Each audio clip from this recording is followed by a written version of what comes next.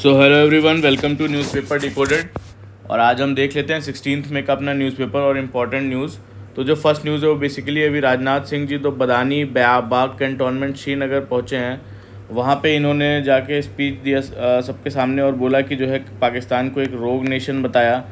रोग नेशन जो basically international rules को फॉलो नहीं करता है और बार बार वायलेट करता है। और इन्होंने अर्ज किया इंटरनेशनल एटॉमिक एनर्जी एजेंसी को कि वो सुपरवाइज़ करें जो है जो पाकिस्तान के न्यूक्लियर आर्सेनल्स हैं, जो न्यूक्लियर आर्सेनल्स को सुपरवाइज़ करने के लिए बोला। और इन्होंने ये भी बोला कि जो है अब जो बात होगी वो इनसे सिर्फ जो है कोई भी अटैक होगा इंडिया में तो वो बेसिकली ट्रीट किया जाएगा as an act of war. तो ये इन्होंने बोला। फिर वो हम देख लेते हैं यहाँ पे इंटरनेशनल एटॉमिक एनर्जी एजेंसी क्या है। इंटरनेशनल एटॉमिक एनर्जी एजेंसी जो है बेसिकली आपकी 1957 में इस्टेब्लिश की गई थी और इसका हेडक्वार्टर वियना ऑस्ट्रिया में है। तो ये बनाई क्यों गई थी? बेसिकली प्रमोट करने के लिए जो आपका न्यूक्लियर टेक्नोलॉजी है उसका सेफ़, सिक्योर और पीसफुल यूज़ के लिए बनाया गया था। जो न्यूक्लियर टेक्नोलॉजी है वो कंट्रीज़ में सेफ़, सिक्योर और पीसफुल यूज़ हो सके और कोई डाइवर्जन ना हो। जो न्यूक्लियर मटेरियल इसमें यूज़ करते हैं वो किसी वेपन्स के लिए यूज़ ना हो आपका, है ना, और सिर्फ पीसफुल पर्पस के लिए यूज़ हो। और न्यूक्लियर एनर्जी को जो सपोर्ट करता है अदर चीज़ों के लिए, जैसे डेवलपमेंट ऑफ इलेक्ट्रिसिटी, मेडिसिन, इन सब के लिए सपोर्ट करता है। जो न्यूक्लियर टेक्नोलॉजी काम आती है आपके कैंसर ट्रीटमेंट में और एग्रीकल्चर में, तो इसमें आपको सपोर्ट करता है। और ये कंट्रीज़ के सेफ्टी स्टैंडर्ड्स भी डेवलप करता है ना। सेफ्टी स्टैंडर्ड्स किस में डेवलप करता है? जो आपके न्यूक्लियर प्लांट्स बनते हैं और रेडिएशन जो यूज़ होता है उसमें, और न्यूक्लियर टेररिज्म और एक्सीडेंटल डिज़ास्टर्स को प्रिवेंट करता है। तो ये सारे फंक्शंस हैं इसके इंटरनेशनल एटॉमिक एनर्जी एजेंसी के। और इंडिया भी इसका एक फाउंडिंग मेंबर है, 1957 में बना था, इंडिया मेंबर है। तो ये सारा था इंटरनेशनल एटॉमिक एनर्जी एजेंसी के बारे में। फिर जो नेक्स्ट न्यूज़ है वो बेसिकली हमारी timeline to act on state bills के ऊपर है। तो इसको देखने से पहले हम कुछ चीज़ें देख लेते हैं कि हमारे आर्टिकल 200 है। आर्टिकल 200 में बेसिकली क्या है कि कोई भी जो बिल है पहले वो लोअर हाउस फिर अपर हाउस में पास होके फिर जो है वो स्टेट गवर्नर के पास जाता है। वो गवर्नर के पास साइन होने के बाद ही एक्ट बनता है। तो अब यहाँ पे जब ये बिल जो है गवर्नर के पास जब लोअर हाउस अपर हाउस से पास होके गया तो गवर्नर के पास क्या क्या ऑप्शन है वो देख लेते हैं। तो गवर्नर या तो पहला तो उसको साइन कर देगा और असेंट दे देगा ताकि वो बिल लॉ बन जाए। दूसरा ऑप्शन है उसके पास विद होल्ड करे। विद होल्ड ऑप्शन में क्या होता है? वो रिजेक्ट कर देता है बिल, रिफ्यूज़ टू साइन, तो वो बिल लॉ नहीं बनता है। नॉर्मली ऐसा होता नहीं है क्योंकि against the spirit of democracy होता है। फिर जो थर्ड ऑप्शन है वो कि जो है जब बिल उनके पास गया तो वापस वो रिटर्न कर दें जो है लोअर हाउस को। नॉर्मली ये नॉन मनी बिल्स के लिए होता है, ये मनी बिल्स को रिटर्न नहीं कर सकते। तो गवर्नर रिटर्न कर देगा नॉन मनी बिल को अपने सजेशंस के साथ। और लेजिस्लेचर फिर उसको सजेशंस माने या नहीं माने, कोई चेंज करे या नहीं करे, वो दोबारा से पास कर सकता है। जब वो दोबारा से फिर गवर्नर के पास पहुंचता है तो उसके पास कोई ऑप्शन नहीं होता है, उसको असेंट देना ही होता है। तो ही कैन नॉट रिजेक्ट। जब दोबारा से भेज दिया उसको पास करके दोनों हाउसेज ने गवर्नर के पास, तो वो रिटर्न नहीं कर सकता, उसको असेंट देना ही होगा और ही कैन नॉट रिजेक्ट। तो अब चौथा क्या ऑप्शन है? चौथा ऑप्शन है उनके पास कि जब गवर्नर के पास बिल गया तो वो रिज़र्व कर ले ताकि वो प्रेसिडेंट के लिए रिज़र्व कर लेता है बिल। अभी इस किस केस में कर लेता है कि स्पेशली जब उसे लग रहा है कि लॉ जो है वो कॉन्फ्लिक्ट कर रहा है आपका किसके साथ, आपका यूनियन लॉज के साथ या कॉन्स्टिट्यूशन के साथ कॉन्फ्लिक्ट कर रहा है, या अफेक्ट कर रहा है आपके नेशनल इंटरेस्ट को या जुडिशियल मैटर्स को, है ना, और कोई भी प्रॉपर्टी राइट इन्वॉल्व कर रहा है तब रिज़र्व कर सकता है। तो बेसिकली जो कंट्रोवर्सी है वो इसी बात पे है। जो तमिलनाडु के कई सारे पहले 10 बिल्स के आसपास गवर्नर्स ने बहुत देर तक उस पर रिज़र्व करके रखा, उसको कोई असेंट नहीं दिया। तो इसी पे अभी सुप्रीम कोर्ट का रिसेंट वर्डिक्ट आया था 8 अप्रैल 2024 को तमिलनाडु वर्सेस गवर्नर केस में। तो उसमें बेसिकली जजमेंट क्या आया था सुप्रीम कोर्ट का, तो उसमें सुप्रीम कोर्ट ने बोला कि जो ये रिज़र्व करते हैं गवर्नर जो बिल प्रेसिडेंट के लिए, तो वो गवर्नर उसमें एक रीज़नेबल टाइम में एक्ट करे, मस्ट बी रीज़नेबल टाइम। तो जो भी इनके पास बिल आए गवर्नर के पास, governor should act in reasonable time to. और रीज़नेबल टाइम में एक्ट करने का मतलब ये नहीं है कि आप इनडेफिनेट डिले करें, ठीक है। और ये गवर्नर जो है can not sit indefinitely on bills, मतलब वो लेके बैठे नहीं रह सकते इनडेफिनेटली, वो अगेंस्ट द कॉन्स्टिट्यूशनल वैल्यूज़ होगा। और कोर्ट ने इंट्रोड्यूस किया आइडिया जो है जिसे बोलते हैं डीम्ड असेंट। डीम्ड असेंट का मतलब क्या है कि अगर गवर्नर जो है डिले कर रहा है अनड्यूली, तो वो माना जाएगा कि वो पास हो गया बिल, है ना, the bill is considered approved. अब यहीं पे ये सारा कंट्रोवर्सी है कि जो हमारे राष्ट्रपति हैं उन्होंने बेसिकली आर्टिकल 143 यूज़ करके सुप्रीम कोर्ट का जो है व्यू मांगा है। तो उसमें उनका क्या कहना है, बेसिकली वो ये कहती हैं कि क्या कोर्ट्स जो है ये रीज़नेबल टाइम का डेडलाइन ये जो है आर्टिकल 200 के अंदर जो है ये सेट कर सकता है क्या ये कोर्ट, और क्या ये डीम्ड असेंट जो है वो कॉन्स्टिट्यूशनल है, जिसमें अब बिल जो है वो लॉ बन जाएगा बिना किसी फॉर्मल अप्रूवल के, जिसमें सुप्रीम कोर्ट ने बोला कि अप्रूव्ड हो जाएगा, डीम्ड असेंट मान लिया जाएगा। तो वही बोलते कि इसे बिना फॉर्मल अप्रूवल के बिल बन जाएगा, क्या ये कॉन्स्टिट्यूशनल है ये। और जो ये जजमेंट आया था वो 2 जज बेंच का आया था। तो यही पूछती हैं कि 2 जज बेंच क्या है डिसाइड कर सकती है इतने बड़े कॉन्स्टिट्यूशनल मैटर को, और क्या ये 5 जज बेंच को नहीं रेफ़र करा जाना चाहिए, और क्या है गवर्नर और प्रेसिडेंट्स का डिले जस्टिफिएबल है, और जो है यही सब ये क्वेश्चन करती हैं। फिर जो है जो उनसे कोर्ट से एडवाइस मांग रही हैं इसी पे है न्यूज़। ये बेसिकली जो प्रेसिडेंट के इस मूव को MK स्टालिन जो तमिलनाडु के CM है वो स्ट्रांगली कंडेम कर रहे हैं और बोल रहे हैं कि एक अटेम्प्ट है वो इलेक्टेड स्टेट गवर्नमेंट को वीकन करने का, जो कि इस ऑर्डर को दोबारा से चैलेंज कर रहे हैं। और बोला कि जो है ये एक स्टेप है स्टेट्स को गवर्नर्स को कंट्रोल में लाने का, और जिसे कि agent of the central government भी बोलते हैं। तो ये पूरी न्यूज़ थी इसके बारे में। फिर जो नेक्स्ट न्यूज़ है वो यहाँ पे बताते हैं कि जो है इंडिया का ट्रेड परफॉर्मेंस बताते हैं कि टोटल जो ट्रेड डेफिसिट है, ट्रेड डेफिसिट क्या होता है बेसिकली जब आपके इंपोर्ट्स ज़्यादा होते हैं एक्सपोर्ट से, जो हम कंट्री में माल मंगा रहे हैं वो ज़्यादा वैल्यू का है इन कंपैरिजन टू हमारे एक्सपोर्ट्स, तो उसको बोलते हैं ट्रेड डेफिसिट। तो वही बोलते हैं कि यहाँ पे जो ट्रेड डेफिसिट है वो अप्रैल 2024 के कंपैरिजन में अप्रैल 2025 में जो है वो इंक्रीज़ हो गया है बाई 49%। तो इसमें जो टॉप ग्रोइंग एक्सपोर्ट कैटेगरीज़ है उसमें बताते हैं कि जो है टोबैको हमारा एक्सपोर्ट कैटेगरी में बढ़ रहा है, और कॉफ़ी हो गया, इलेक्ट्रॉनिक गुड हो गया, मिनरल्स हो गए, फ्रूट्स वेजिटेबल्स हो गए, मैरीन प्रोडक्ट्स हो गए, ये सारे बढ़ रहे हैं एक्सपोर्ट्स में। सर्विस एक्सपोर्ट्स की बात करें, सर्विस एक्सपोर्ट्स में जो है हमारा एक्सपोर्ट ज़्यादा है, इंपोर्ट कम है। और फुल ईयर एक्सपोर्ट अचीवमेंट की बात करें तो जो है जो टोटल एक्सपोर्ट हुआ है हमारा टोटल एक्सपोर्ट वो $824.9 बिलियन का है, हाईएस्ट एवर एक्सपोर्ट फिगर है इंडिया का, जो पिछले साल से जो है 6% की का इंक्रीज़ है। और तो इसमें यही बताया गया है कि स्ट्रॉन्ग परफॉर्मेंस दिखा है हमारे सर्विस और हाई वैल्यू एक्सपोर्ट्स में, और लेकिन काफ़ी शार्प इंक्रीज़ इंपोर्ट्स में भी हुआ है, तो उसकी वजह से जो है ये वाइड ट्रेड डेफिसिट काफ़ी बढ़ गया है। और पॉजिटिव साइन है एक्सपोर्ट डाइवर्सिफिकेशन में, तो यही इसमें बताया गया। और India remains dependent on service surplus to manage overall trade gap.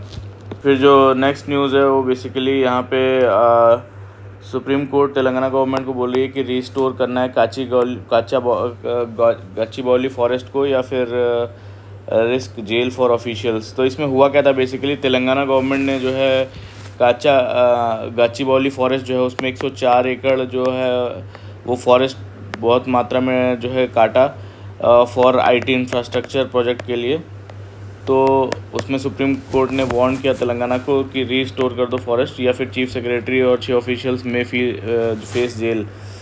तो फॉरेस्ट सर्वे ऑफ इंडिया ने बोला जो ये काटा गया है जिस जगह पे फॉरेस्ट, उसमें 60% ऑफ लैंड जो है वो मॉडरेट टू डेंस फॉरेस्ट था वहाँ पे।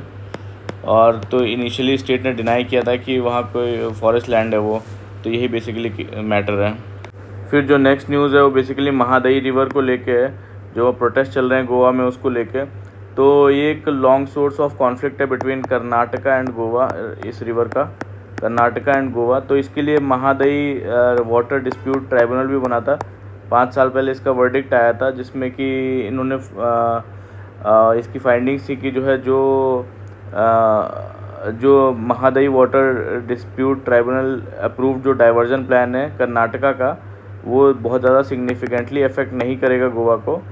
और लेकिन जो डाइवर्जन जो उसकी एक ट्रिब्यूटरी है कलासा ट्रिब्यूटरी, उसका इम्पैक्ट हो सकता है गोवा पे, और वो भी नॉर्दर्न जो उसकी महादई वाइल्ड लाइफ सेंचुरी है गोवा में उस पर।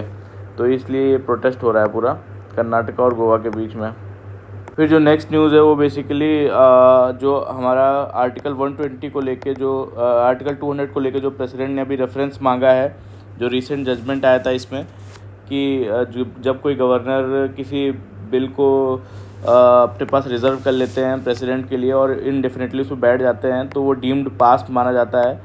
तो इस डीम्ड पास की डेफिनेशन को और समझने के लिए प्रेसिडेंट ने रेफरेंस मांगा है कि कोर्ट ऐसा क्या डिसाइड कर सकती है टाइमलाइंस। तो वही यहाँ पे कपिल सिब्बल जी हैं, वो बोलते हैं कि विदाउट टाइमलाइंस गवर्नर कैन वो बिल इनडेफिनेटली डिले कर सकते हैं और डिस्टेबलाइज कर सकते हैं गवर्नमेंट को।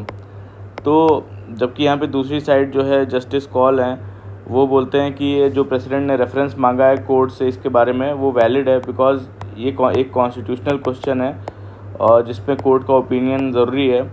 तो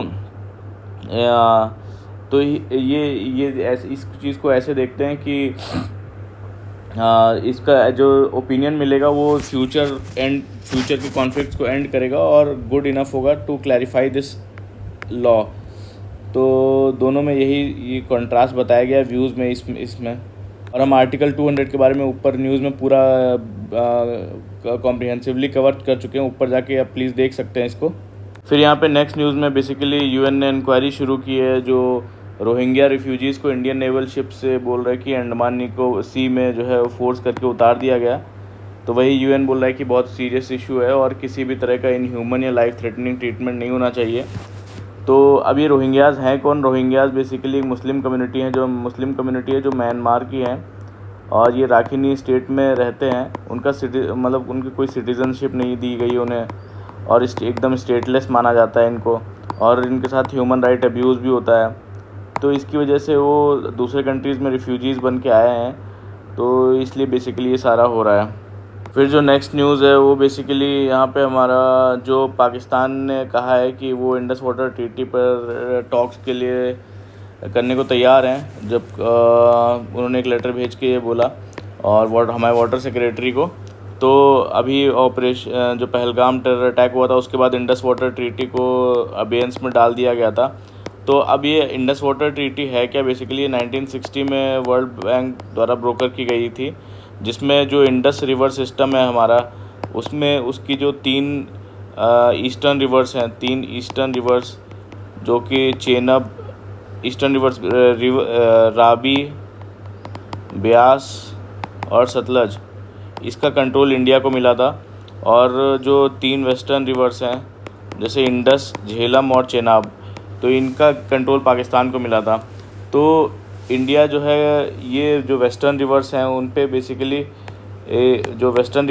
बेसिकली यूज़ कर सकता था वाटर उनका नॉन कंजम्पटिव यूज़ के लिए, जैसे कि हाइड्रो इलेक्ट्रिसिटी हो गया, पावर जनरेशन हो गया और लिमिटेड एग्रीकल्चर के लिए भी यूज़ कर सकता है। और पाकिस्तान को एक्सक्लूसिव राइट मिला है 3 ईस्टर्न रिवर्स पे जो इरिगेशन और अदर पर्पसेस के लिए। अब इंडिया इन जो वेस्टर्न रिवर्स है उन पे कुछ प्रोजेक्ट्स बना तो सकता है, स्टोरेज प्रोजेक्ट्स, लेकिन with in limit of capacity and water flow जो है वो इफेक्ट नहीं हो पाकिस्तान में, ऐसा इसमें प्रोविजंस हैं। और तो ये सारा परमानेंट इंडस वाटर कमीशन भी बनाया गया था, जिसमें रिप्रेजेंटेटिव्स दोनों साइड के होते हैं मॉनिटर करने के लिए इस ट्रीटी को। और कोई भी डिस्प्यूट रिजॉल्व करने के लिए परमानेंट इंडस वाटर कमीशन, ठीक है। फिर यहाँ पे इंडियन जो इंटरनेशनल एटॉमिक एनर्जी एजेंसी है उसने कंफर्म किया कि कोई भी रेडिएशन लीक या डैमेज नहीं हुआ है पाकिस्तान की न्यूक्लियर फैसिलिटी को। जब जो इंडिया पाकिस्तान का रिसेंट कॉन्फ्लिक्ट था उसमें कई सारे सोशल मीडिया रूमर्स थे कि इंडिया ने जो है वो स्ट्राइक किया है न्यूक्लियर साइट्स को, बट उसने क्लैरिफाई किया कि India did not strike nuclear sites उसके, जैसे कि किराना हिल्स हो गए। तो ये इसमें बेसिकली बोला। और जो इंटरनेशनल एटॉमिक एनर्जी एजेंसी उसमें पेज 1 में न्यूज़ है, उसको इसमें कॉम्प्रिहेंसिवली कवर किया है, वहाँ पे प्लीज़ एक बार चेक कर सकते हैं। पेज 1 में इसके बारे में न्यूज़ दी हुई है। फिर यहाँ पे जो हमारे एक्सटर्नल मिनिस्टर हैं, एक्सटर्नल अफेयर्स मिनिस्टर, यहाँ पे गवर्नमेंट ने पोस्टपोन कर दी है जो क्रेडेंशियल सेरेमनी होती है जो हमारे नए एम्बेसडर टर्की से आए हैं उनके लिए। तो उनकी जो एम्बेसडर उनको अपने क्रेडेंशियल्स देने थे प्रेसिडेंट के सामने, बट उनकी सेरेमनी लास्ट मिनट में पोस्टपोन कर दी गई शेड्यूलिंग इशू बता के। बट इसका मेन रीज़न जो है इंडिया और टर्की का जो टेंस रिलेशन है अभी, जिसमें कि टर्की ने सपोर्ट किया था पाकिस्तान को, ये मिलिट्री अटैक जो हुआ पहलगाम टेरर अटैक, उसमें पाकिस्तान को सपोर्ट किया था, इसलिए ये सेरेमनी सस्पेंड हुई है बेसिकली। एक रेयर डिप्लोमेटिक सिग्नल है, यूजुअली ऐसी सेरेमनीज पोस्टपोन नहीं होती हैं। फिर यहाँ पे हमारे जो एक्सटर्नल अफेयर्स मिनिस्टर हैं एस जयशंकर, वो पहली बार तालिबान के जो एक्टिंग फॉरेन मिनिस्टर हैं आमिर खान उनसे मिले, और जिसमें तालिबान ने जो है अटैक को कंडेम किया, जो पहलगाम टेरर अटैक है उसमें पाकिस्तान को कंडेम किया। और तो ये तालिबान है कौन बेसिकली, ये अफ़गानिस्तान के पहले एक इस्लामिक एक्सट्रीमिस्ट ग्रुप थे ये, जो अफ़गानिस्तान में एक्टिव थे। तो और बेसिकली शरिया लॉ से अफ़गानिस्तान को चलाना चाहते थे।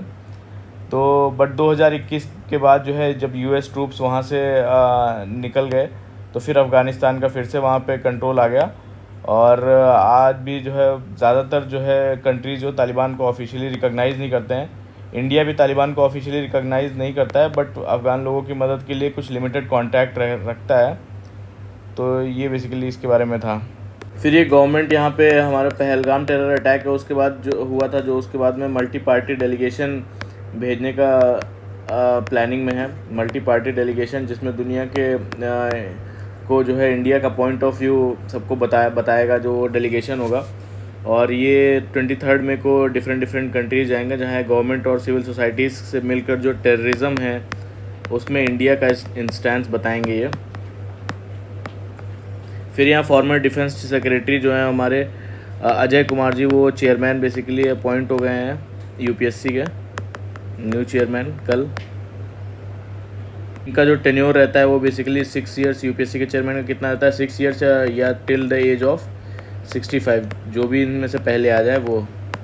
जो नेक्स्ट न्यूज़ है वो basically gig workers meeting demands minimum wages social security. तो वो डिमांड कर रहे हैं बेसिकली मिनिमम वेज की और सोशल सिक्योरिटी की। तो गिग वर्कर्स बेसिकली हैं कौन, ये जो टेम्परेरी या शॉर्ट टर्म के लिए ये जो बेसिस पे जो काम पे रखे जाते हैं लोग, जैसे कि उनकी कोई फिक्स्ड जॉब या सैलरी नहीं होती और कभी भी निकाल दिए जाते हैं। तो इसके एग्जांपल हो गए जैसे ज़ोमैटो स्विगी के डिलीवरी बॉयज़ हो गए, ओबर ओला के ड्राइवर्स हो गए। तो फुल टाइम ही काम नहीं करते लेकिन जो है पार्ट टाइम काम करते हैं। ऊबर कंपनी के सर्विस प्रोवाइडर्स, फ्रीलांसर्स हो गए जैसे। तो ये सब क्या है, गिग वर्कर्स हैं। तो इनकी कोई जॉब सिक्योरिटी नहीं होती, सोशल सिक्योरिटी नहीं होती है, तो उसी को डिमांड कर रहे हैं बेसिकली। फिर यहाँ पे इसरो लॉन्च करने वाला है बेसिकली एक अपनी अर्थ ऑब्जर्वेशन सैटेलाइट 09, जो कि हमारे लॉन्च व्हीकल PSLV C61 में जाएगा। और ये ऑल वेदर सैटेलाइट होगा, डे एंड नाइट इमेजिंग करेगा अर्थ के सरफेस की, जो कि इंडिया की सर्विलेंस कैपेसिटी को बढ़ाएगा। फिर यहाँ चंद्रयान 5 के बारे में भी बताते हैं। चंद्रयान 5 मिशन जो कि इंडिया और इसरो और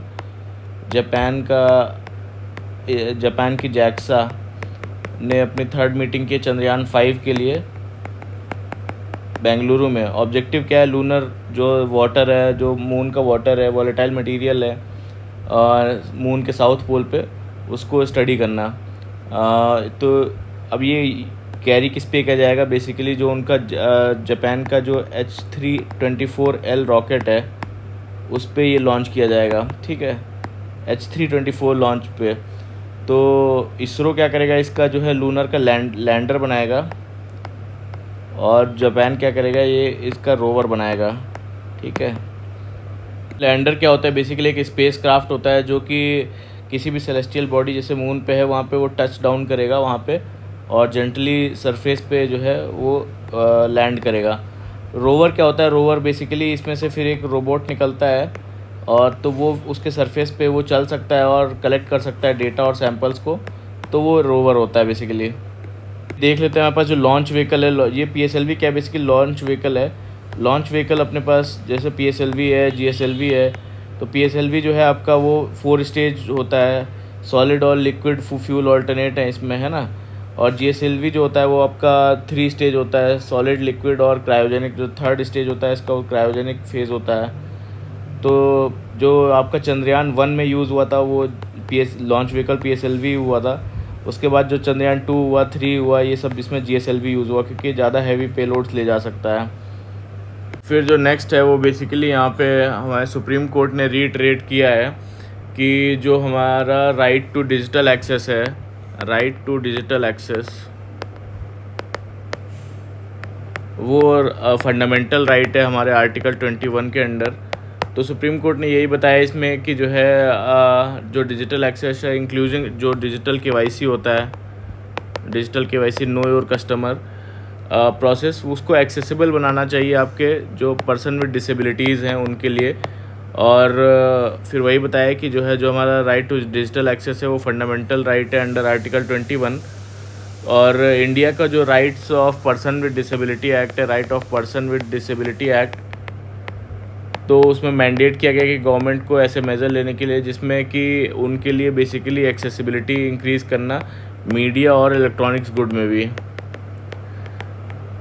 तो डिजिटल KYC मैंडेटरी है कई सारे सर्विसेज के लिए, बट जो करंट मेथड है वो एक्सक्लूड करता है हमारे पर्सन विद डिसेबिलिटीज़ को, और स्पेशली जो ब्लाइंड है या फिर फेशियल जो इनका फेशियल डिफॉर्मिटी है या डिसफिगर हो गया है ड्यू टू एक्सेसिबल फीचर्स, क्योंकि हमारे पास स्क्रीन रडार्स नहीं है और स्क्रीन रीडर्स नहीं है और ऑडियो क्यूज़ नहीं है। तो ये सब बेसिकली इक्विपमेंट की कमी की वजह से भी है। और सुप्रीम कोर्ट ने एम्फसाइज़ किया सब्सटेंटिव इक्वालिटी पे, सब्सटेंटिव इक्वालिटी पे, जो कि और बोला कि जो है एक्सक्लूजन जो डिजिटल सर्विसेज का है वो वायलेट करता है हमारे कुछ कॉन्स्टिट्यूशनल राइट्स को, जैसे राइट टू इक्वालिटी हो गया, है ना, और डिस्क्रिमिनेशन का राइट हो गया इसको, और जो यूनाइटेड नेशन कन्वेंशन है of rights with person with disabilities का, उसको ये वायलेट करता है। कोर्ट ने डायरेक्ट किया वही फिर गवर्नमेंट और रेगुलेटर्स को रिवाइज़ करें वो सारे डिजिटल जो KYC नॉर्म्स हैं उसको रिवाइज़ करने के लिए बोला, और टू प्रायोरिटाइज एक्सेसिबिलिटी और बेनिफिट करे जो कि पर्सन विद डिसेबिलिटीज़ को, रूरल यूज़र्स को, सीनियर सिटीजन्स को, और जो अदर मार्जिनलाइज्ड ग्रुप्स हैं। तो ये बेसिकली इसकी समरी है। फिर नेक्स्ट जो आर्टिकल है वो बेसिकली हमारा नोटा के बारे में है। Should NOTA be included in all elections compulsorily. तो NOTA basically none of the above options होता है आपके बैलेट में, जब आप इलेक्शन के लिए इलेक्ट करने वोट डालने जाते हैं, तो वो वोटर्स को राइट देता है कि वो रिजेक्ट कर सके सारे कैंडिडेट्स को, reject all candidates on the ballot. ठीक है। तो 2013 में आया था ये आफ्टर PIL जो People's Union for Civil Liberty है, उसने जो उसके पिटीशन पे basically none of the above introduce किया गया था ऑप्शन 2013 में। तो इशू क्या है, बेसिकली एक PIL फाइल किया गया जिसमें नोटा को कंपलसरी बनाने की बात की गई है, जहाँ पे सिर्फ एक कैंडिडेट भी लड़ रहा हो अगर, तो वहाँ पे भी नोटा को कंपलसरी बनाने की बात की है।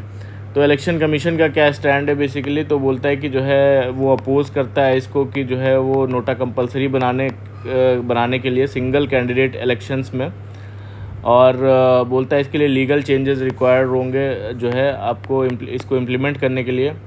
और फिर जो वोटर का जो सपोर्ट है नोटा के लिए, वो क्या बोलते हैं बेसिकली, वो बोलते हैं कि जो नेशनल और स्टेट इलेक्शंस होते हैं उसमें करीब 1% जो है वोटर्स जो है none of the above options choose करते हैं, और इतनी बड़ी कॉन्स्टिट्यूंसी होने में 1% भी काफ़ी सिग्निफिकेंट नंबर है। तो कुछ स्टेट्स जैसे कि बिहार हो गए, गुजरात हो गए, यहाँ पे तो लगभग 2.48% के आसपास जो है नोटा का वोट जाता है। तो कुछ रिफॉर्म सजेस्ट कर रहे हैं, इसमें रिफॉर्म्स सजेस्ट कर रहे हैं। रिफॉर्म्स क्या क्या सजेस्ट कर रहे हैं कि एक मिनिमम वोट परसेंटेज जो है एक कैंडिडेट को सेट कर देना चाहिए, वो ताकि वो उस कैंडिडेट को, अगर उस थ्रेशोल्ड को अगर पार करता है तो कैंडिडेट उस पर जीते। और अगर नोटा का परसेंटेज जो है सर्टेन लिमिट से जो है क्रॉस करता है तो उसको सर्टेन परसेंटेज अगर क्रॉस कर जाता है तो दोबारा री इलेक्शन करवाना चाहिए। और ये रिफॉर्म्स जो है कुछ ज़्यादा इसको पावर देंगे नोटा को और मीनिंग देंगे, तो ये इसमें बताया गया है। यहाँ पे ट्रम्प जी ने बोला था कि जो है एप्पल को मैन्युफैक्चरिंग इंडिया में बंद कर देनी चाहिए, बट एप्पल का ऑलरेडी इतना इंफ्रास्ट्रक्चर है इंडिया में कि वो डिमांड जो है इंडिया और यूएस की नियर टर्म में जो है पूरी कर सकता है। तो वही बोला है कि प्रेसिडेंट जो है बोल रहे थे कि जो है एप्पल को वहाँ पे आईफोन्स बिल्ड नहीं करनी चाहिए अगर वो गोल उनका यूएस मैन्युफैक्चरिंग है तो। बट इंडिया इससे कंसर्न नहीं है रिमार्क के ट्रम्प से, क्योंकि एप्पल का इंडिया बेस्ड प्रोडक्शन मेनली दोनों मार्केट्स को सर्व करता है और शिफ्ट जो है यूएस में क्विकली पॉसिबल नहीं है क्योंकि हाई लेबर कॉस्ट है। और एप्पल की जो एग्जिस्टिंग और प्लान्ड इंडियन यूनिट्स में जो है फॉक्सकॉन असेंबली है श्री पेरुम्बदूर और तुमकूर में, और पेगाट्रॉन फैसिलिटी है महिंद्रा वर्ल्ड सिटी में, कंपोनेंट मैन्युफैक्चरिंग यूनिट है कृष्णागिरी में। तो बेसिकली जो है कंस्ट्रक्शन जो है वो कंप्लीट हो गया इनका लगभग, और प्रोडक्शन भी एक्सपेक्टेड है जल्दी ही। एप्पल का यूएस का मैन्युफैक्चरिंग कमिटमेंट मेनली चिप और कंपोनेंट्स इन्वॉल्व करता है जो कि इंडिया में प्रोड्यूस नहीं होता है। तो फर्दर जो इंडियन मैन्युफैक्चरिंग एक्सपेंशन है वो डिपेंड करेगी प्रोग्रेस जो India US bilateral trade agreement है। और एप्पल ने एश्योर किया इंडियन गवर्नमेंट को कि ट्रम्प का रिमार्क वो किसी भी इंडिया के प्लान्स को इम्पैक्ट नहीं करेगा। फिर यहाँ पे पीरियोडिक लेबर फोर्स सर्वे का डेटा आया हुआ है, तो लेबर फोर्स पार्टिसिपेशन रेट पे। तो लेबर फोर्स पार्टिसिपेशन रेट क्या होता है, बेसिकली जो ये रेशियो होता है आपका जो लेबर फोर्स है employed plus unemployed upon total जो पॉपुलेशन है, total population in the age group into 100। तो ये basically labour force participation rate दिखाता है कि जो कितने लोग हैं जो पॉपुलेशन में जो पार्टिसिपेट कर रहे हैं लेबर मार्केट में, चाहे वो वर्क कर रहे हैं या फिर वो वर्क ढूंढ रहे हैं, तो ये दिखाता है बेसिकली। तो इसमें फाइंडिंग्स है वो अनएम्प्लॉयमेंट रेट बोलते हैं 5.1% है ओवरऑल जो 15+ एज का है। 5.1% अनएम्प्लॉयमेंट रेट है, जिसमें मेल्स का अनएम्प्लॉयमेंट 5.2% है और फीमेल्स का 5% है। वहीं अर्बन और रूरल की बात करें तो अर्बन में जो है जो रूरल में है अनएम्प्लॉयमेंट वो 4.5% है और अर्बन में 6.5% है। और फीमेल अनएम्प्लॉयमेंट की बात करें तो बहुत ज़्यादा हाई है। फीमेल अनएम्प्लॉयमेंट की बात करें तो बहुत ज़्यादा हाई है, कितना 23.7% है जो 15 to 29 एज ग्रुप की हैं उनमें। और लेबर फोर्स पार्टिसिपेशन रेट जो है, labour force participation rate overall 55.6% है, जिसमें कि रूरल जो है उसका 58% है लेबर फोर्स पार्टिसिपेशन रेट और अर्बन का 50.7%। और इसमें वर्कर जो आपकी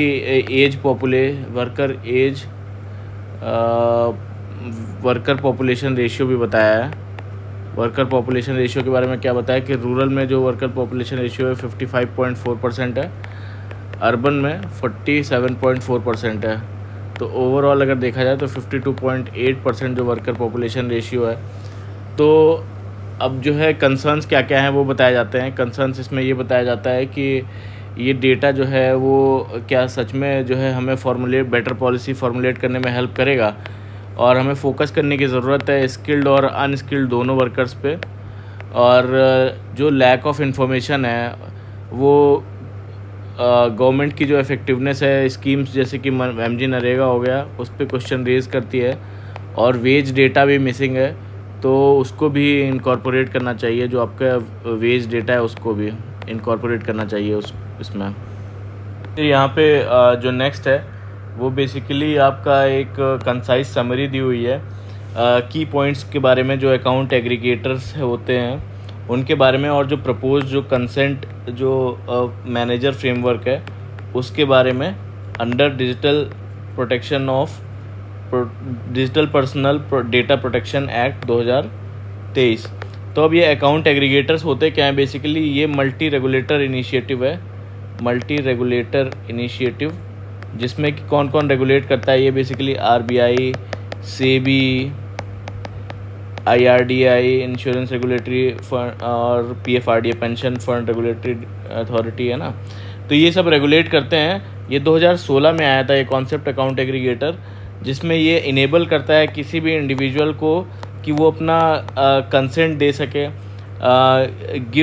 फाइनेंशियल डेटा शेयर करना है तो उस पर वो इंडिविजुअल रिव्यू कर सके, मैनेज कर सके अपना डेटा और विड्रॉ कर सके कंसेंट जो फाइनेंशियल डेटा वो शेयर कर रहा है। जैसे फाइनेंशियल डेटा कौन कौन सा, बैंकिंग से रिलेटेड हो गया, लेंडिंग से रिलेटेड हो गया, या पेंशन से रिलेटेड हो गया, टैक्स डेटा हो गया। ये बेसिकली उस इंडिविजुअल को राइट देता है कि वो उसको रिव्यू कर सके, मैनेज करे और विड्रॉ कर सके कंसेंट।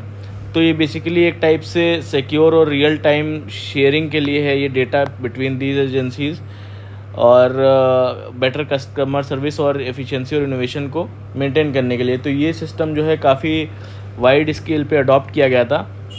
अब इसी को देखते देखते अब नया कॉन्सेप्ट की बात कर रहे हैं, कंसेंट मैनेजर्स की। कंसेंट मैनेजर्स बेसिकली जो आइडिया जो है एक्सपैंड करेंगे इस फ्रेमवर्क को, और तो ये क्या करेंगे, ये प्लेटफॉर्म्स होंगे ऐसे जो कि जहाँ पे इंडिविजुअल्स जो है वो मैनेज कर सकेंगे। Individuals can manage, in platforms पे इंडिविजुअल मैनेज कर सकेंगे कंसेंट, जो डेटा शेयरिंग का कंसेंट है वो बेसिकली मैनेज कर सकेंगे डेटा शेयरिंग का उन सेक्टर्स में, जैसे कि ये तो आपके फाइनेंस सेक्टर में हो गया, तो ये हेल्थ केयर सेक्टर में हो गया, आपका एजुकेशन के सेक्टर में हो गया, डिजिटल ई कॉमर्स या डिजिटल कॉमर्स के सेक्टर में हो गया, और एम्प्लॉयमेंट, इन सब टाइप्स में जो आपका प्लेटफॉर्म्स होगा यहाँ पे बेसिकली डेटा शेयरिंग के लिए ये काम करेगा। और ये एक सिंगल पॉइंट ऑफ कांटेक्ट होगा ताकि जो है यहाँ पे रिव्यू किया जा सके कंसेंट और विड्रॉ किया जा सके कंसेंट और कंसेंट दिया जा सके। तो अब यही बोलते हैं कि जो है क्यों इम्पॉर्टेंट है ये, क्योंकि जो है ये फ्रेमवर्क इसलिए इम्पॉर्टेंट है क्योंकि ये यूज़र सेंट्रिक होगा और ट्रांसपेरेंट होगा बेसिकली, है ना, और जो आपका अकाउंटेबिलिटी भी इंक्रीज़ करेगा। तो एम्पावर करेगा इंडिविजुअल्स को कि कंट्रोल कर सके अपने डेटा सिक्योरली और इनेबल करेगा रेगुलेटेड डेटा को फ्लो करने में इजीली सर्विस प्रोवाइडर्स के बीच में। और तो प्रपोज्ड फीचर्स क्या इसमें सजेस्ट किए जा रहे हैं, प्रपोज्ड फीचर्स बोलते हैं कि इनका जो है डिजिटल प्रोटेक्शन बोर्ड बनना चाहिए, एक डिजिटल प्रोटेक्शन बोर्ड बनना चाहिए जो कि ये डेटा जो है अकाउंटेबिलिटी और रेगुलेटरी कंप्लायंस को मैंडेटरी रजिस्ट्रेशन कराया जाए, इनका मैंडेटरी रजिस्ट्रेशन कराया जाए जो ये बोर्ड करेगा इनका, ताकि अकाउंटेबिलिटी और रेगुलेटरी कंप्लायंस मेंटेन किया जा सके। और सेक्टर स्पेसिफिक कंसेंट मैनेजर्स बनाने की बात की है, सेक्टर स्पेसिफिक कंसेंट मैनेजर्स बनाने की बात की है। और फिर उसके बाद में परमिट किया करने की बात की है कॉमर्शियल एग्रीमेंट्स को बिटवीन कंसेंट मैनेजर्स और डेटा फिड्यूशरीज़ के बीच में, और ताकि डेटा कॉम्प्रोमाइज़ ना हो और हेल्प करे ensure sustainable business models build करने में। तो ये पूरा इसके बारे में है। तो आज का पूरा न्यूज़पेपर हमने इम्पोर्टेंट न्यूज़ सारी कवर कर लिया है, जिसमें कि हमने देखा कि जो है डिजिटल प्रोटेक्शन बोर्ड बनाने की बात की है। आपके digital personal data protection act में 2016 में अकाउंट एग्रीगेटर्स का कॉन्सेप्ट आया, वो क्या था, कंसेंट मैनेजर्स क्या है, क्या चीज़ है। फिर यहाँ पे हमने देखा कि PLFS डेटा में पीरियोडिक लेबर फोर्स डेटा सर्वे में लेबर फोर्स पार्टिसिपेशन रेट का क्या डेटा रहा। और फिर उसके बाद में एप्पल ट्रम्प का स्टेटमेंट्स पे से एप्पल जो कंपनी का मैन्युफैक्चरिंग इंडिया में उसको क्या इम्पैक्ट पड़ेगा। फिर नोटा के बारे में जाना हमने यहाँ पे, और फिर हमने यहाँ पे देखा कि जो है राइट टू डिजिटल एक्सेस कैसे आर्टिकल 21 का फंडामेंटल राइट पार्ट है और कैसे उसे एक्सेस देने की बात कर रहे हैं सबको। फिर यहाँ पे हमने गिग वर्कर्स की डिमांड को देखा, गिग वर्कर्स के बारे में जाना, इसरो का जो नया अर्थ ऑब्जर्वेशन सैटेलाइट जो लॉन्च होने वाला है संडे को उसके बारे में जाना, GSLV के बारे में जाना, PSLV के बारे में जाना। और फिर उसके बाद में हमने यहाँ पे डिफेंस सेक्रेटरी जो नए हैं अपॉइंट हो रहे हैं UPSC चेयरमैन के बारे में, उनके बारे में जाना। फिर तालिबान में को क्या कहना है जो पहलगाम टेरर अटैक हुआ था उस पर। फिर उसके बाद में हमने यहाँ पे देखा कि जो है पोस्टपोन कर दी तुर्की की जो एम्बेसडर की क्रेडेंशियल सेरेमनी थी गवर्नमेंट ने। फिर उसके बाद में यहाँ पे हमने इंडस वाटर ट्रीटी के बारे में देखा और इंटरनेशनल एटॉमिक एनर्जी एजेंसी के बारे में जाना। फिर उसके बाद में हमने यहाँ पे देखा कि रोहिंग्यास कौन है, उनके बारे में क्या चल रहा है इंक्वायरी। और फिर यहाँ पे हमने आर्टिकल 200 को के रिलेशन में कपिल सिब्बल जी का और एक अदर जो लॉयर है उनको क्या, जो जज है उनका क्या व्यू है वो देखा। महादेवी रिवर डिस्प्यूट के बारे में जाना। फिर उसके बाद में यहाँ पे कच्ची गोली जो फॉरेस्ट डिफॉरेस्टेशन हुआ है वहाँ पे तेलंगाना में, उसके बारे में देखा क्या सुप्रीम कोर्ट का व्यू है। फिर उसके बाद में हमने यहाँ पे स्टेट बिल्स को लेके देखा, जो गवर्नर रिज़र्व कर लेते हैं उसको लेके सारे प्रोविजंस देखे।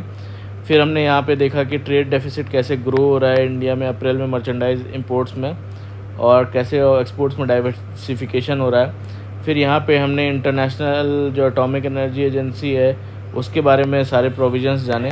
तो ये था आज का हमारे सारे इंपॉर्टेंट आर्टिकल्स। तो हमने यहाँ पे देख ही लिया कि रिस्टोर करने को बोल रहा है गाचीबोली फॉरेस्ट को, गिग वर्कर्स क्या होते हैं। तो आज का ये हमारा पूरा इम्पोर्टेंट जो सारी न्यूज़ थी वो हमने कवर कर ली हमारे न्यूज़पेपर से।